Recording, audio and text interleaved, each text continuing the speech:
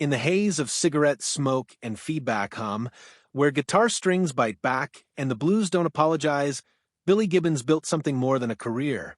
He built a code. Long before stadium lights and gold records, Gibbons learned that music wasn't supposed to be clean. It was supposed to bleed a little.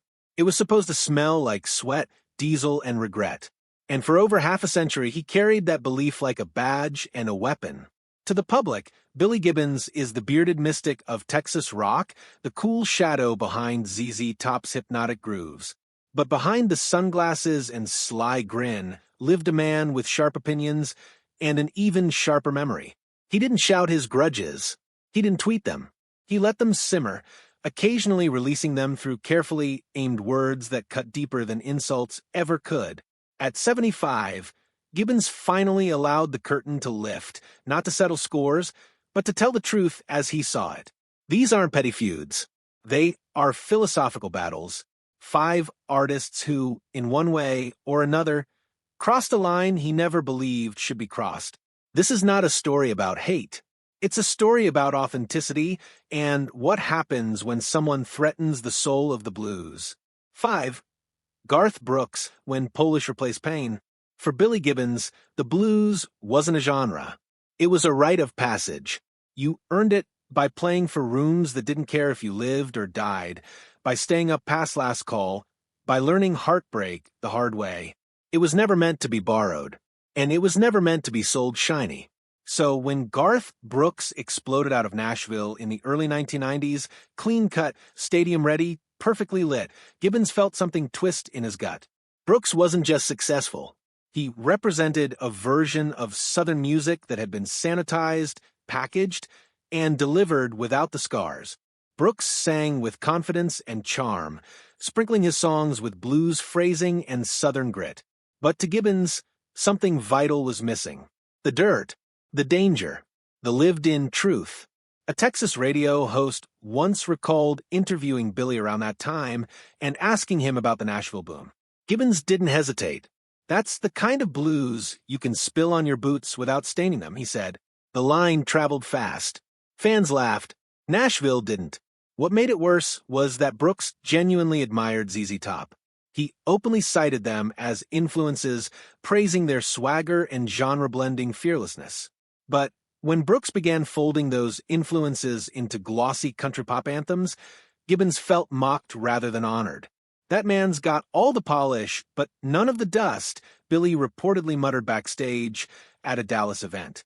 It's barbecue sauce music, sweet-bottled, and made for TV. Their most uncomfortable moment came at the American Music Awards. Brooks approached Gibbons warmly, offering a handshake and praise. Billy accepted, nodded once, and replied, "Glad to hear it. Don't wear it out." The room went quiet. Brooks laughed it off. Gibbons didn't. From that point on, Billy never named names, but everyone knew. When he joked about counterfeit country and said only one kind of music smelled like diesel and heartbreak, fans connected the dots. Nashville bristled. The divide grew wider.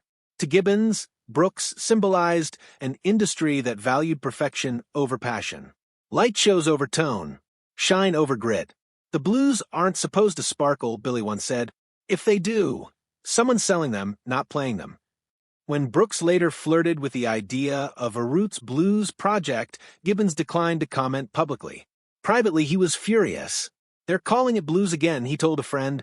"Call it what it is, marketing with a twang." When invited to participate in a televised blues tribute linked to Brooks, Gibbons passed with a single sentence that became legend: "The blues don't wear rhinestones." It wasn't personal. Not really. Brooks just happened to embody everything Billy feared the music was becoming.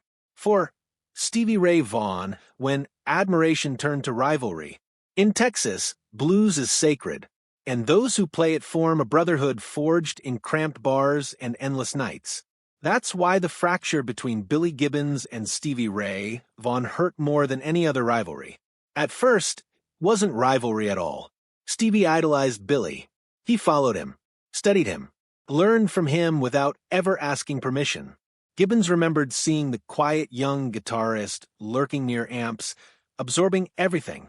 Didn't say much, Billy once recalled. Just watched. When Stevie broke through in the early 1980s, it wasn't subtle. Texas Flood hit, like a lightning strike. Suddenly, the press crowned a new king of Texas blues. And for Billy, who had been carrying that banner for 2 decades, it stung. He never denied Stevie's talent. Publicly, he praised him. Privately, the pride cut deep. Friends recall Billy bristling at the idea that Vaughn brought Texas blues to the world. To him, that world had already been conquered. What made things worse was how close Stevie's sound came to Billy's own. The gear, the tone, the shuffle. It felt less like inspiration and more like encroachment. When Stevie's team reportedly reached out to ZZ Top's producer for guidance, Billy took it as betrayal. "He's not just wearing my boots," Billy said. "He's trying to walk in them." Their most famous exchange happened quietly backstage at Montreux. Stevie approached Billy, humbly calling him an inspiration. Billy smiled thinly and replied, "You learn fast." Then he walked away. There was supposed to be a jam session one day, a symbolic passing of the torch. It never happened.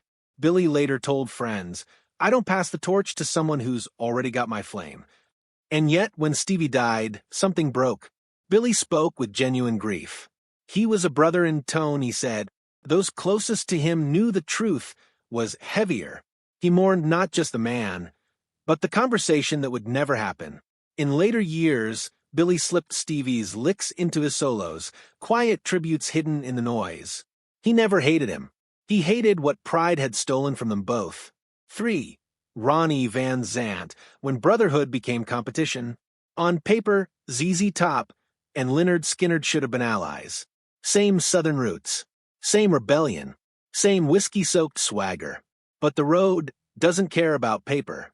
When they toured together in the mid-1970s, the clash was immediate. Billy ran a tight ship. Ronnie thrived in chaos. Late arrivals. Missed rehearsals. Loud opinions. Billy tolerated a lot, but not disrespect.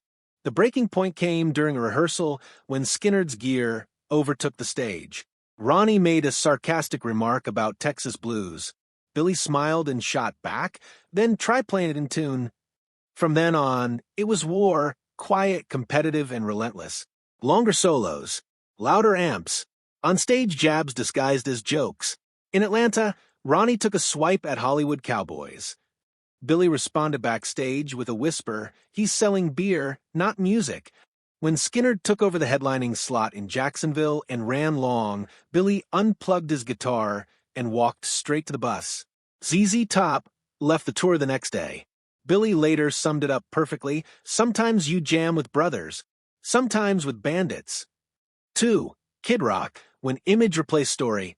By the time Kid Rock rose to fame, Billy Gibbons had seen every trend imaginable. None bothered him like this. Kid Rock wore the symbols, the flags, the hats, the attitude. But to Billy, the story wasn't there. The suffering hadn't happened.